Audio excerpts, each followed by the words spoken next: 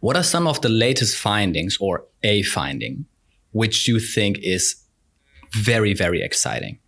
One of the most recent ones, or well, doesn't have to be from the past year, can also be from, I don't know, past 5 or 10 years, but where you think, okay, this really is a big step forward. Yeah, I think it's more probably a constellation of findings. And, you know, aside from my own subfield of looking at, say, social decisions, there's been a lot of progress in understanding valuation, I think. So understanding how we encode the value of a particular choice prior that we have to make it, right? So I'm given a choice. I can go to Miami or I can go to Dublin.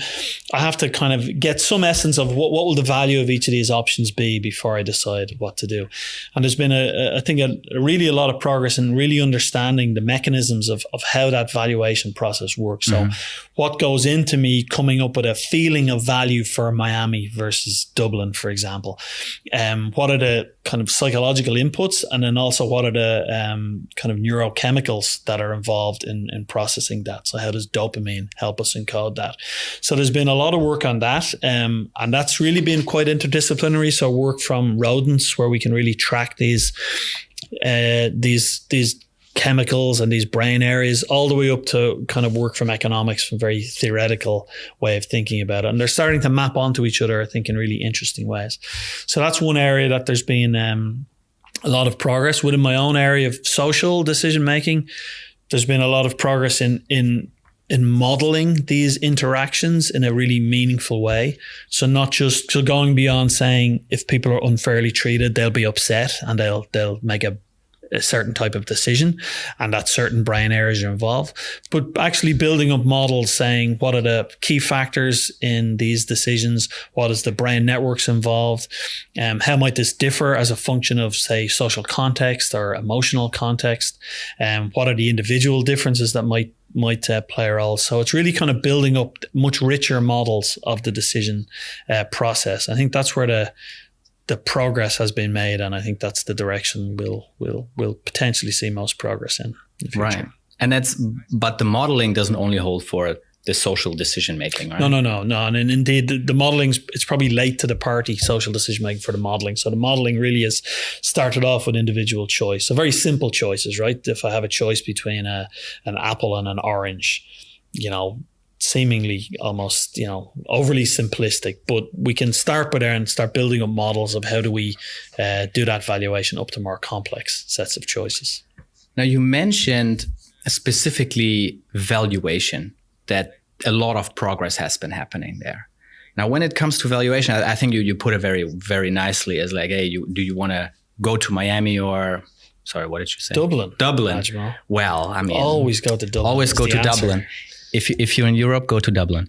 Anywhere, go to Dublin. If anywhere you go to Unless Dublin. You're in Dublin, then you should go to Miami. Right. That's of course, that's always possible. But when it comes to valuation, right? I mean, you gave this example of, okay, Dublin versus Miami. Now, there's this talk, and people can, of course, look this up on YouTube, where Dan Ariely talks about decoys. And I thought that was, or I think most people in the industry know this maybe more like as nudging. And I thought this was very interesting, what that does to the valuation process. Yes. Can you talk a bit about that? I find that quite interesting. Well, it's interesting you raise it, because I think we don't know what it's. So the idea behind a decoy is you put a slightly lesser appealing option in, and it can actually change people's preferences somewhat, right? So if I'm choosing between Miami and Dublin, I may be fairly indifferent. But if I give you a slightly worse European city, you know, I'm not going to badmouth a particular European city. It's somewhere that's not quite as nice as Dublin. Even though it's never really in the running for being chosen, it may push you towards Dublin, because by comparison, it looks better. Yeah. And of course, marketers are well aware of this trick and have been using this for many, many years.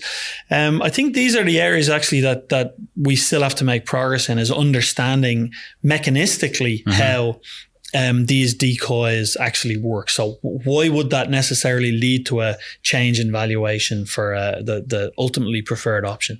And I think that's where we're starting to see the interdisciplinary nature hopefully having effect. So, you know, we know these things from psychology and from marketing, and neuroscientists now are starting to take them seriously. So I think Previously, maybe they had thought them as they're kind of like these little tricks that psychologists can play, right? And you get to shift some preferences a little bit, but maybe they aren't. They're, parlor tricks basically, as opposed to really meaningful examples. I think they're more meaningful than just tricks.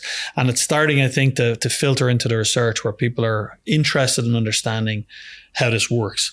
Not so much to understand how this works, but again, maybe to come back to our earlier example of a cognitive illusion, how this helps us understand the system better. So what are the factors, for example, that go into valuation, right? This suggests that some kind of comparison process is important too. So it's interesting you bring that up, because I think that's the next phase now of where we want to understand these I guess aspects of decision making that marketers and lawyers and salespeople are well aware of from a practical perspective. I think it's quite interesting to try and understand that from a brain/behavioral perspective, with the view again of building up better models of the system. Yeah. Do you think it would be useful to look at it from the perspective or viewpoint of perception research? Because that's what I used to do. And when you mention illusions, you just tweak a little bit of the sensory input you're providing, and the illusion is altered. Mm-hmm. And even though it's the same illusion, but it's not perceived the same way, and you just tweaked one tiny parameter a little bit, and basically throwing off your reference, and now you have a new reference, which then, because of that, changes the illusion.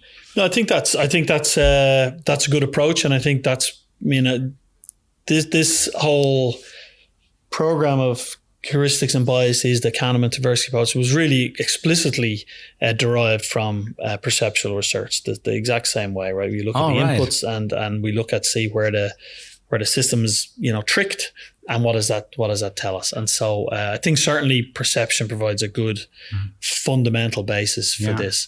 And sometimes our decisions are, the perception is the reason. Sometimes it's memory, sometimes it's attention.